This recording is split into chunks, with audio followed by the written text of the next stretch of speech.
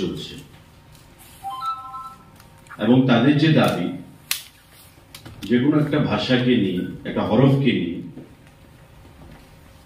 আগামী দিনে ছাত্রছাত্রীদের ভবিষ্যতের কথা চিন্তা করে সেই হরফে যাতে পরীক্ষায় তারা প্রদান করতে পারে সে দাবি নিয়ে তারা এই বন্ধ রেখেছে।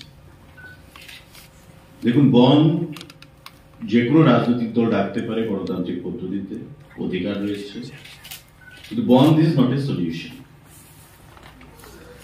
এবং রাজ্য সরকার, রাজ্যের ক্যাবিনেটের মুখপাত্র হিসাবে আমাকে যেটা বলা হয়েছে সেটাই আপনি আপনাদের মাধ্যমে আহ্বান জানাবেন।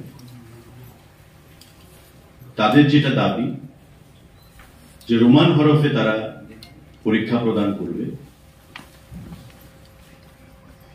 এই রোমান হরফ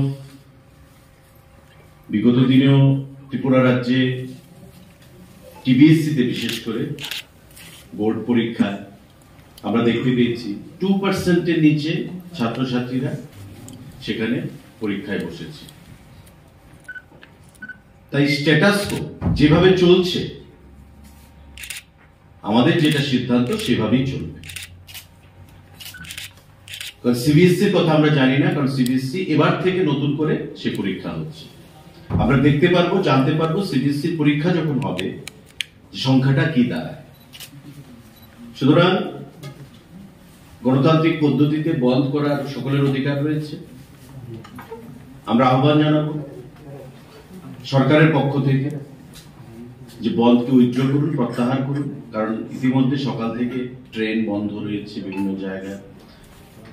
শহরে তার প্রভাব না থাকলেও গ্রামে গঞ্জে সাধারণ খেটে খাওয়া মানুষের সেখানে অসুবিধার মধ্যে পড়তে হচ্ছে। তো সেই জিনিসটা কাম্য নয়।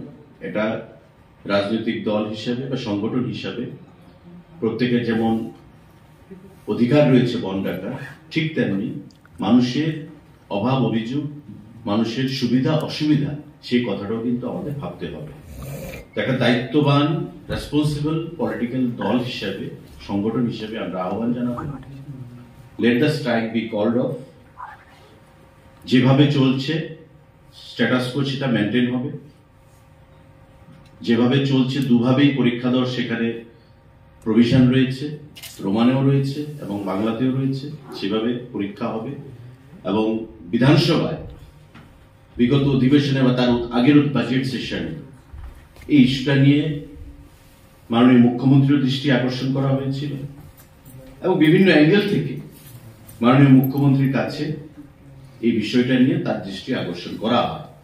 এবং মাননীয় মুখ্যমন্ত্রীও রাজ্যের ছাত্র ছাত্রীদের ভবিষ্যৎ নিয়ে অত্যন্ত সিরিয়াস,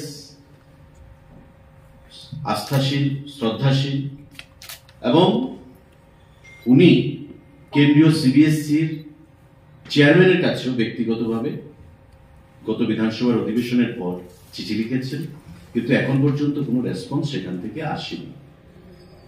সেই রেসপন্স ইজ এওয়েটেড। আমরা রেসপন্সের অপেক্ষা করছি, মাননীয় মুখ্যমন্ত্রী সেখানে অপেক্ষা করছেন সিবিএসসি কি রেসপন্স দেয় সেখান থেকে আসে। স্ট্যাটাস কো মেনটেন চলবে, আমাদের যেটা ঘোষণা। যেভাবে আগে ছিল সেভাবে দু ভাষাতেই যদি কেউ পরীক্ষা দিতে চায় সেটা দিতে পারবে।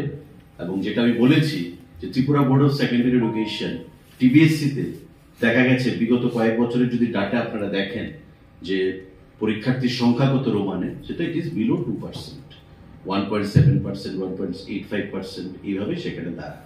3,500 পরীক্ষার্থীর মধ্যে হয়তো 50 জন স্টুডেন্ট রোমানে দিচ্ছে। তো আমরা প্রতি ভাষার প্রতি শ্রদ্ধাশীল, আমরা প্রতি ভাষাকে সম্মান জানাই, আমাদের মুখ্যমন্ত্রী প্রতি ভাষাকেই সম্মান জানান। কারো সেন্টিমেন্টে আমরা আঘাত করতে চাই না, কিন্তু আমরা আহ্বান জানাবো যে আমাদেরকে বলা হয়েছে বা আলোচনা ক্রমে যে বন্ধ প্রত্যাহার করুন, যেভাবে চলছে সেভাবেই চলবে। যে যে ভাষায় পরীক্ষা দিতে চায় সেই ভাষায় পরীক্ষা দিতে পারবে।